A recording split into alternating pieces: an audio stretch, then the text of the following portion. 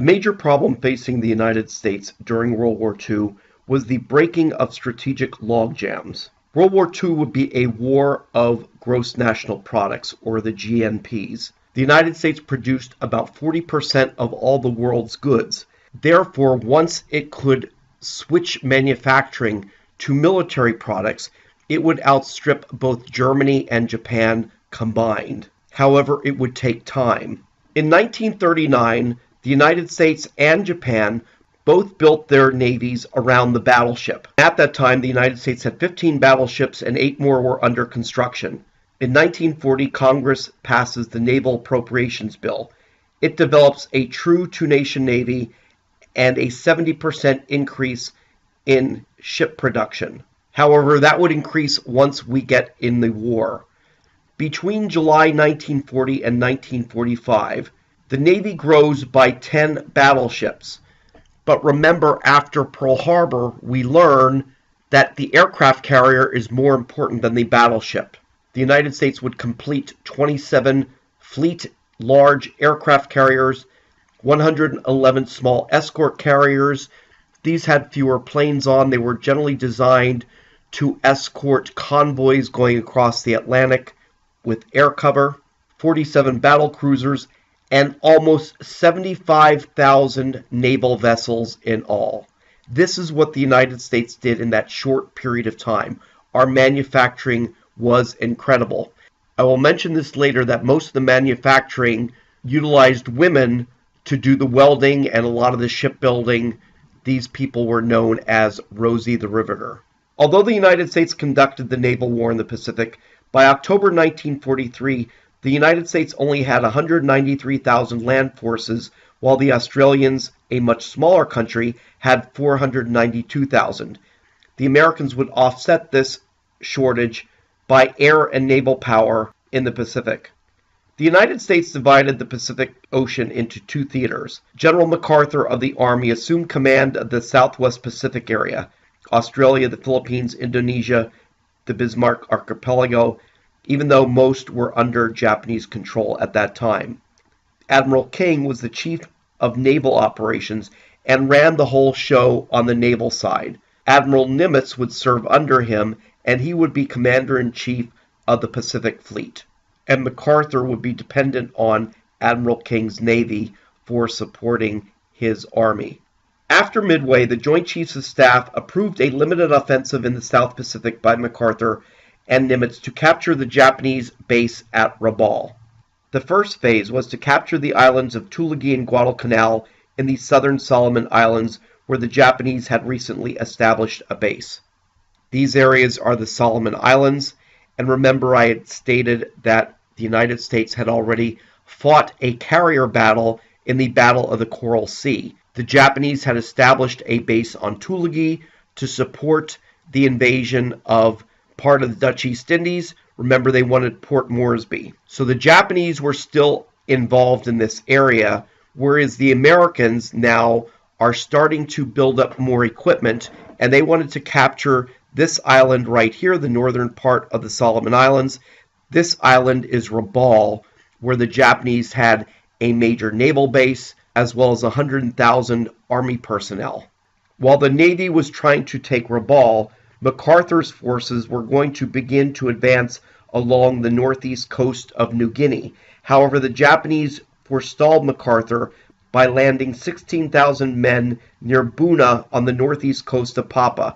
They wanted to head over the mountains to take Port Moresby by land because they knew they could no longer try to attack by sea. It would be the Australians who would be in Port Moresby and fight the Japanese for control of the Stanley Mountains and prevent the Japanese from taking Port Moresby. So this lecture will focus on the Battle of Guadalcanal, which would be part of this assignment to take Rabaul and the Solomon Islands. There were 4 major turning points of the war, and they had all happened almost simultaneously. A turning point is when a country that is on the offensive is forced to be on the defensive. So as I had mentioned earlier, while the Battle of Midway was a turning point in the eastern Pacific Ocean, the Japanese were still advancing towards Australia, so it wasn't a true turning point. The four major turning points would be in El Alamein, Egypt in October of 1942. This is when the Italians and Germans do not take Egypt, and the British have enough power to start forcing them back through North Africa. Also, Stalingrad in the USSR, the Germans lose a major battle, and from that point on, the Soviet Unions are going to be slowly defeating the Germans all the way until 1945, when Germany surrenders. The true turning point of the Pacific is Guadalcanal, and that would be completed in January of 1943. And the fourth turning point of World War II is American war production. It takes until early 1943 before the United States starts producing 10,000 aircraft a month, perhaps 5,000 naval vessels a month. By this time, the United States is outproducing both Germany and Japan combined, so as I stated earlier, it is a war of GNPs. On August 7, 1942, the United States lands on Tulagi and Guadalcanal. Americans gain control of the unfinished airfield and name it Henderson Field. 2 days after the invasion, the Japanese responded by staging the Battle for Savo Island, where they sank 4 U.S. cruisers and badly damaged a 5th. The Battle for Guadalcanal became a 6-month slugging match between the Japanese to retake Guadalcanal and the Americans to keep it. The United States controlled the waters and the skies during the day, but the Japanese ruled at night. A total of 7 nighttime naval battles proved Japanese superiority at those tactics, but the United States air and submarines evened the battle. In mid-November, the Japanese attempt a major offensive. However, on the night of November 12th and 13th, the Americans turned them back. The next morning, U.S. aircraft intercepted the Japanese transport ships that were coming to Guadalcanal. The Japanese attempted again the next day, but were thwarted again. Although skirmishes would last a few more weeks, the Battle of Guadalcanal was a strategic American victory. The Japanese had used men from their Buna campaign in the north coast of New Guinea, and that weakened their forces. In January 1943, the Allies captured the area.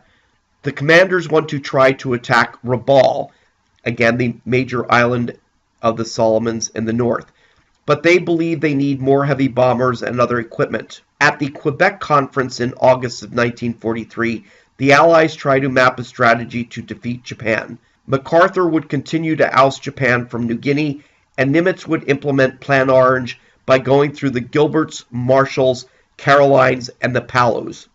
In June 1943, MacArthur and Halsey's forces moved against the Japanese on New Guinea and the Solomons. New Georgia was captured after a month of hard fighting. Rather than to begin a second slogging match, Halsey decided to bypass Columbongra and seize Bella Lavella. Columbongra was now bypassed and incapable of stemming the American advance. MacArthur and Halsey would employ their island-hopping technique to bypass and isolate strong Japanese garrisons and assault weaker ones. The technique depended upon American control of the air and sea, and eventually it was utilized in the Western Pacific effectively.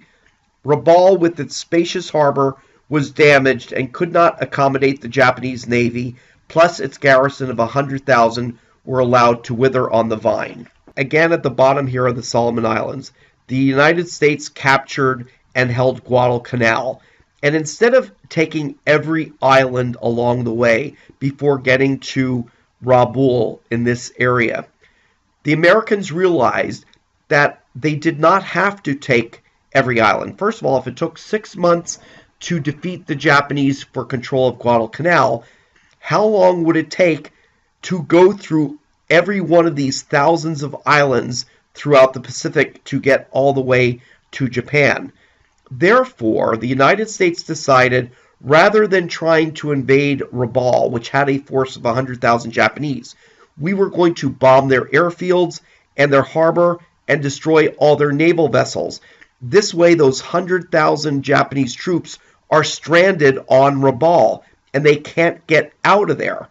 The United States would then employ that strategy of island hopping when they would go throughout the Pacific. They would take one major island of the Gilberts and then bypass the others, then go to the Marshalls, then the Carolines. So this would be a much speedier advance by choosing soft targets, going after them, and then skipping the heavily armed targets that the Japanese had built bases.